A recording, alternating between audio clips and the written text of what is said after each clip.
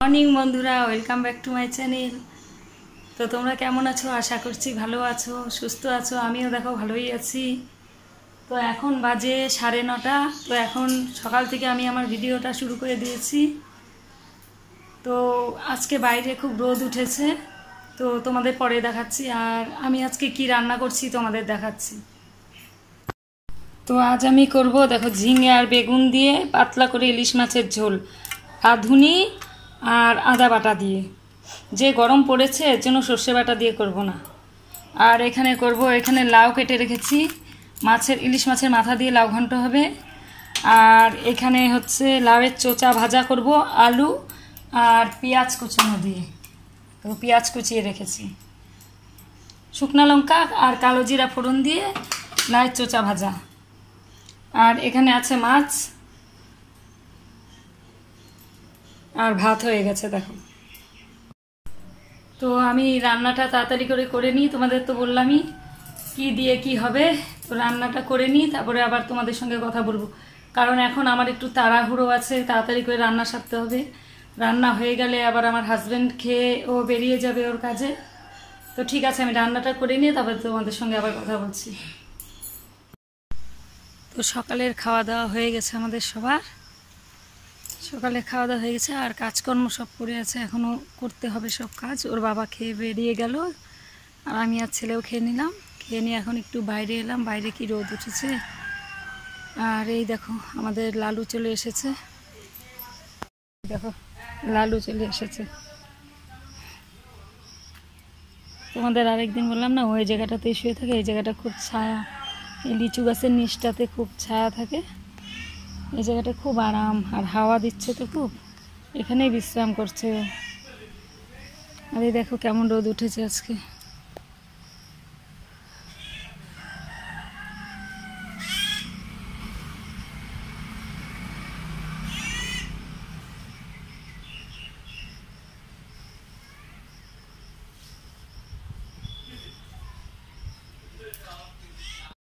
আর আমি একটু বাইরে বেরিয়ে এসেছি, ঘর থেকে একটু বেরিয়েছি বাইরে। এই রাস্তাটার সামনে একটু বেরোলাম, এতক্ষণ ঘরেই ছিলাম। তো ওর বাবা চলে গেল।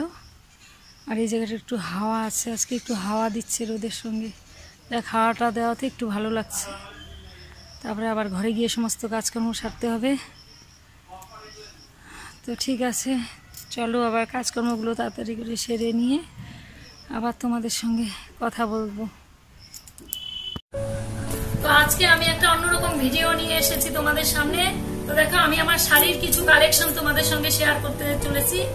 তো সমস্ত মানে তাদের শাড়ি আর সুতির শাড়িগুলো দেখাচ্ছি না, সেগুলো বাদে আমার যেগুলো একটু ভালো ভালো শাড়ি আছে সেগুলো কালেকশনগুলো তোমাদের সঙ্গে শেয়ার করছি।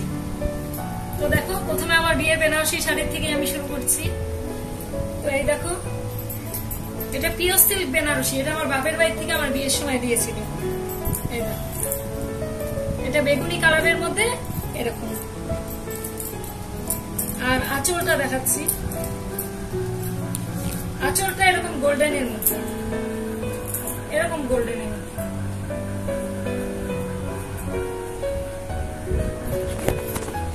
আর এবার আমার শ্বশুর বাড়ির থেকে কি দিয়েছে দেখো, এটা আমার শ্বশুর বাড়ির বেনারসি, আমার বিয়েতে দেওয়া বউ হাতের।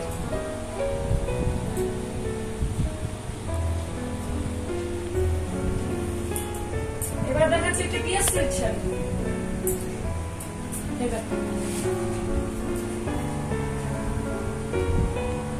কোনো না কোনো আত্মীয় কোনো না কোনো সময় আমাকে গিফট করেছে শাড়ি, তো সেগুলো বলছি না, যতটুকু পারছি বলছি। তো শাড়িগুলোই বেশিরভাগ আমি দেখাচ্ছি। তো এটা আমার মা দিয়েছিল আমাকে এক সময়। এই দেখো, এটা পিওর সিল্ক। আর আঁচলটা মেরুন কালারের মধ্যে। এই দেখো,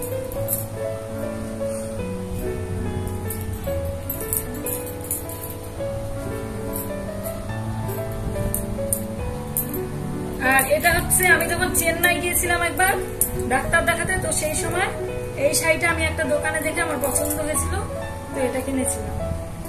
এটার নামটা ঠিক আমি বলতে পারছি না। এটা মেরুনের মধ্যে এরকম গোল্ডেন কালার।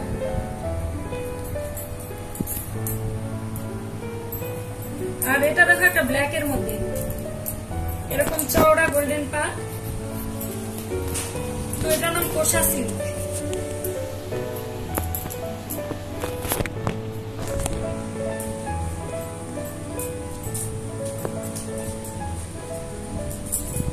এটা দেখো ব্লুর মধ্যে এরকম গোল্ডেন দিয়ে পুরোটা কাজ করে, এরকম ভেতরটা, এটা সিল্কের উপরে।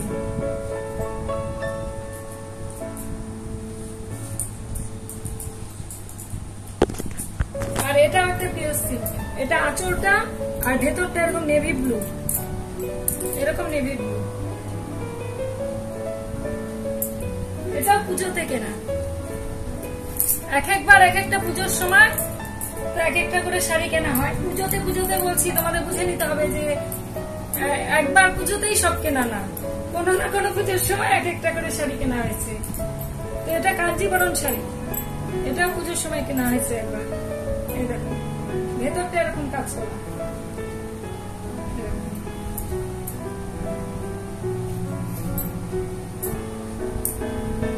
আর এটা জর্দৌর সিল্ক,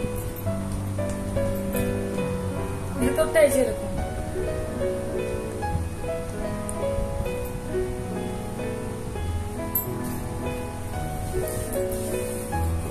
আর এটাও একটা পিওর সিল্ক দেখো, এটা হলুদের মধ্যে এরকম ব্ল্যাক কাটটা, আর আঁচলটাও ব্ল্যাক এর মধ্যে,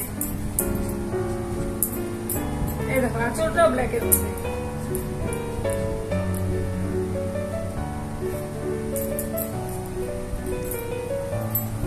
আর এটা বেগুনি রঙের এরকম গোল্ডেন পাটটা, এরকম চওড়া, এরকম বেগুনি রঙের শাড়ি। এটা নামটা ঠিক বলতে পারছি না, এটা আমার হাজবেন্ড দিয়েছিল।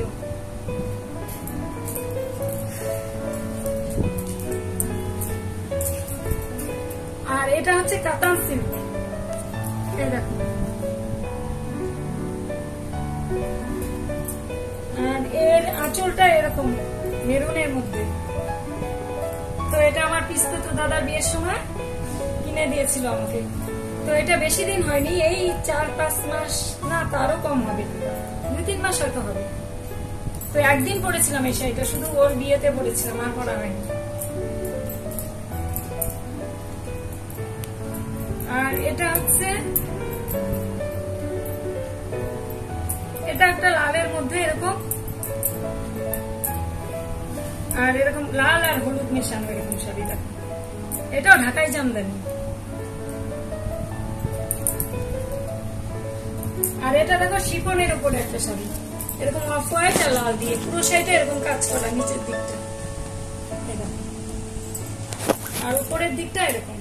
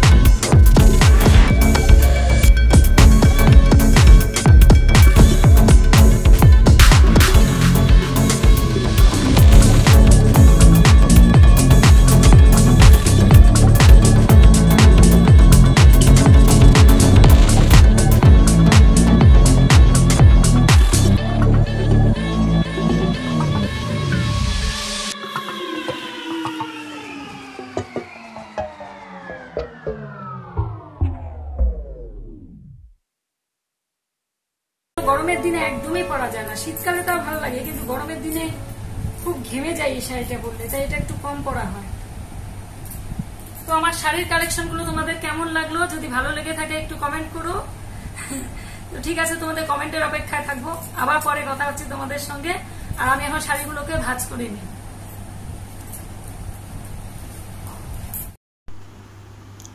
তো তোমাদের সঙ্গে ওই দুপুরবেলা দেখা হলো, আমার শাড়িগুলো শেয়ার করলাম। যাই হোক, কেমন লাগলো একটু কমেন্ট করে জানিও। আর আমি তো খুব একটা শাড়ি পরি না, আমি চুড়িদারই বেশি পরি। তার কারণ কোথাও যাতায়াত করতে গেলে ওটা একটু সুবিধা হয় চুড়িদার পরাটা। ওই কোনো অকেশন পারপাস তখন পরি, আর তা না হলে বেশিরভাগ পরাই হয় না।